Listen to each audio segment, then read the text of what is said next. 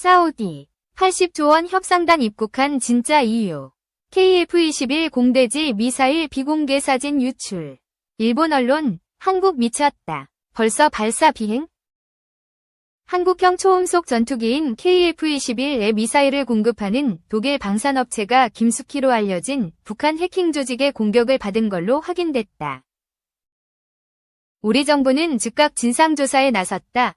독일 공영방송 ZDF와 시사주간지 슈피겔 등은 지난달 27일 독일 방산업체인 딜 디펜스가 북한 해커의 공격을 받았다고 보도했다. 북한 정찰총국 소속 해커부대 김숙희가 미국 유명 방산업체 명의로 일자리를 제공한다는 미끼 메일을 딜 디펜스 직원들에게 보내는 방식이었다. 메일에 첨부된 PDF 파일을 클릭하면 악성 코드가 자동으로 설치되는 방식으로 딜 디펜스 직원들의 각종 정보를 탈취했다는 게 독일 매체들의 설명이다. 김숙희 조직은 이를 통해 해당 업체 전산망의 로그인 정보를 노렸던 것으로 파악됐다. 독일 딜 디펜스의 주력 상품은 단거리 공대공 미사일 아이리스-T다. 아이리스-T는 올해 양산이 시작된 한국형 초음속 전투기 KF-21과 말레이시아 수출용 경공격기 FA-50에 장착된다.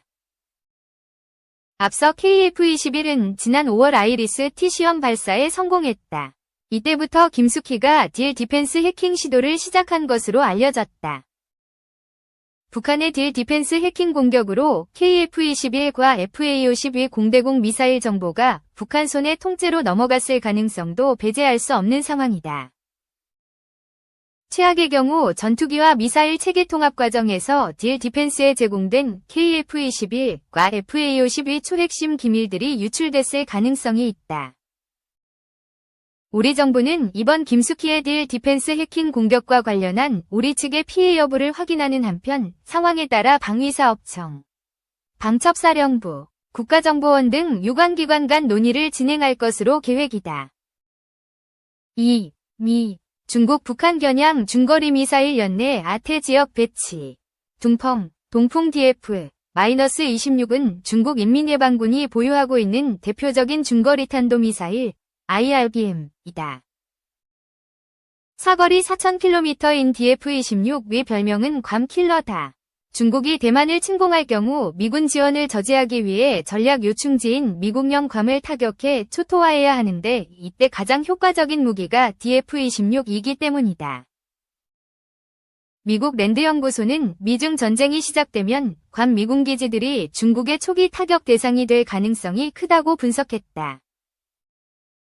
중국이 DF-26 100여 기를 발사해 괌 미군 기지들을 11일간 작전 불능 상태에 빠뜨릴 수 있다는 것이다.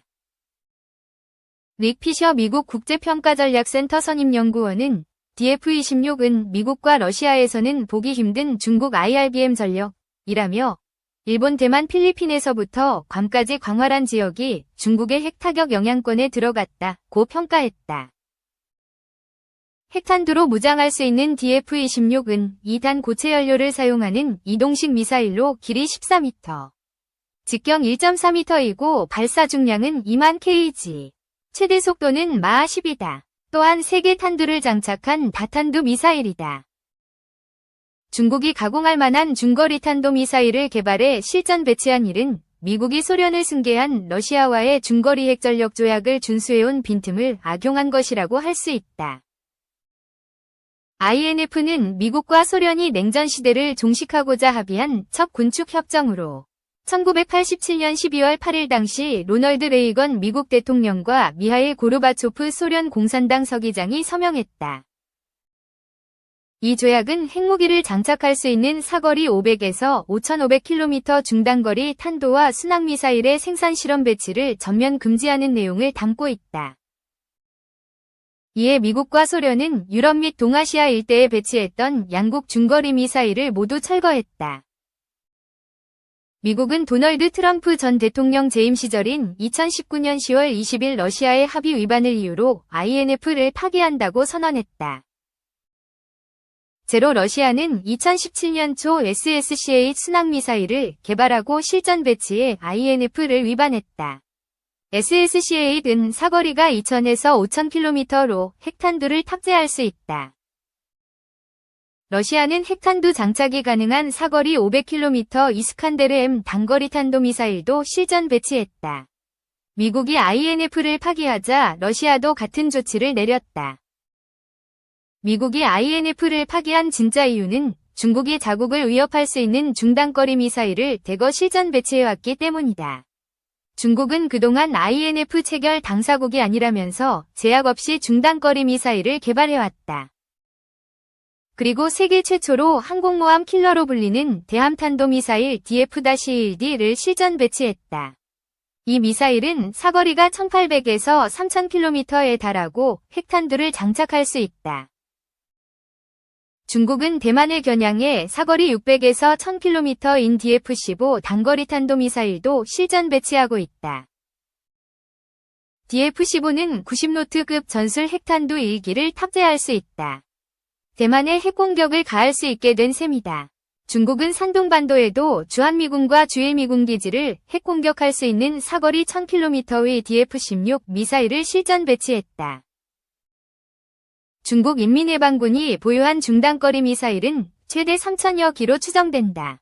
전 세계에서 중단거리 미사일을 가장 많이 보유한 국가가 바로 중국이다. 미국은 중국의 중단거리 미사일이 자국과 동맹국의 안보에 치명적인 위협이 될 수 있다고 판단하고 있다. 이에 미국도 중국에 맞서 중단거리 미사일을 대거 아시아 태평양 지역에 배치할 계획이다. 찰스 플린 미 육군 태평양 사령관은 4월 6일 경기 평택 주한미군 기지인 캠프 험프리스에서 국내 언론들과 공동 인터뷰를 갖고 SM-6와 토마호크 등 미군의 중거리 미사일이 아태 지역에 배치될 것이라며 언제 어디에 배치될지는 지금 말하지 않겠다고 밝혔다.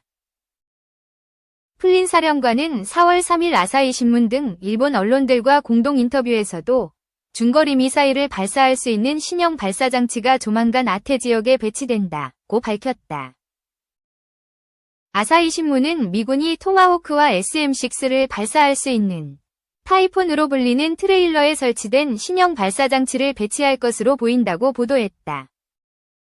이 신문은 배치 후보지로 괌이 유력하다면서 괌에 배치한 후 일시적으로 일본에 전개하는 방안도 검토되고 있다고 전했다. 안키판다 미국 카네기 국제평화재단 선임연구원은 중거리 미사일이 괌에 우선 배치될 것이라며 미군이 괌을 거점으로 중거리 미사일들을 기동 전개할 수 있다고 전망했다. 판다 연구원은 인도태평양 지역 미국 동맹국들은 평시에는 중거리 미사일 배치에 신중한 태도를 보이지만 유사시엔 허용할 가능성이 있다고 밝혔다. 미국이 중거리 미사일을 아태 지역에 배치하면 1987년 소련과 INF를 체결한 이후 첫 사례가 된다.